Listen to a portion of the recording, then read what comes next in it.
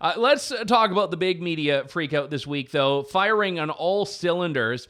And that was the election of Giorgia Meloni in Italy as the prime minister designate. Now, this is a broad coalition that we have here. The legacy media have not at all been too keen on this, and neither has, I should say, Justin Trudeau or Melanie Joly or the foreign policy apparatus of Canada, none of whom have given the obligatory congratulatory message that they gave to Mario Draghi, that they gave to Emmanuel Macron, that they gave to Anthony Albanese.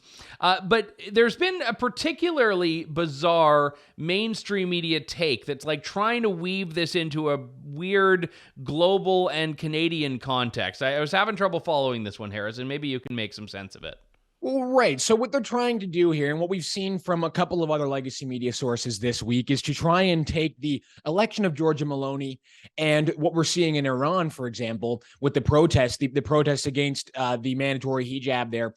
They're trying to basically say that because of this, because of the election of the first female prime minister in Italy, women's rights are under attack in Italy. Try and follow that logic along with us, because we're having some trouble ourselves. But supposedly, Andrew, women's rights are under attack across the world, and they're kind of using the protests in Iran and the election of Giorgia Meloni to say, well, look, this is what's going on. We've got women protesting for their rights in Iran, when in Italy, a bunch of Italians just voted in some patriarchal first female prime minister. Again, it's very difficult to follow along with the logic here, but we're trying our best.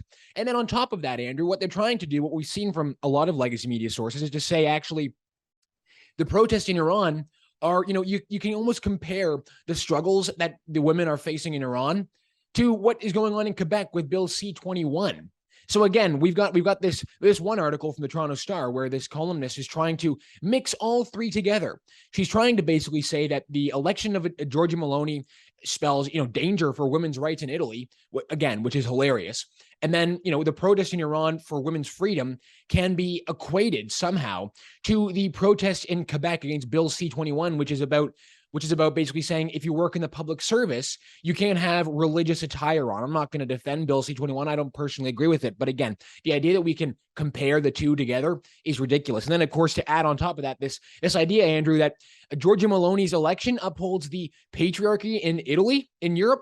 Try and help me out with this one, Andrew. Yeah, I mean, let's first off just explain that away. What they don't like is that she's pro-life and pro-family. They don't like that she supports families that have a traditional structure, which, again, I'm a libertarian. I don't support restricting gay marriage, but they don't like that she's pro-life, that she doesn't like abortion. They like that she is taking that Viktor Orban position of believing that strong families build strong societies, which I don't think is a controversial thing. But it's interesting how we hear all of the time this hand-wringing about how we need more representation and more women in politics. And then you get a woman who's elected to a very prominent position in Italy, the head of that country's government, a G7 nation, and all of a sudden, well, she's not the right kind of woman. And this column in the Toronto Star makes this point, that Meloni is an example of how representation in circles of power is meaningless if the representative does not also challenge the existing hierarchy and bias. The difference with Iran is it doesn't care to make its patriarchy palatable. So the implication is that Iran and Italy are both patriarchies, and Italy, though, is so particularly progressive because Italy has a woman as the patriarch. Now, woman as the with a P. That I'm rusty on my Latin, but I think that means gender non-binary, gender neutral patriarch does. So you can have a male patriarch, a female patriarch, genderqueer non-binary patriarch. Doesn't matter. You can have any kind of arc you want with that. But it's absurd and it's offensive. And it's like saying if you didn't like Barack Obama's policies that, well, he's not really the first black president because, he's not voting the right way or something like that. She is a female that's risen up, the first prime minister of Italy. You don't have to like her, you don't have to respect her, but it's amazing how they move the goalposts just to rationalize away that. And as for linking Italy and Iran and Quebec, I've had to write columns on Deadline before when I really don't know what I'm going to say. This strikes me as that, where it's like, oh, I've got to submit 800 words, I'm only at 300. Quebec. Let's throw something about Quebec in. That's good for 200 to 300 words. And then, oh, shoot, I'm still 200 down. Italy, Iran. Yeah, okay, Italy, Iran, Quebec. Yeah, we'll do those three. It's like one of these things is not like the other, but anyway.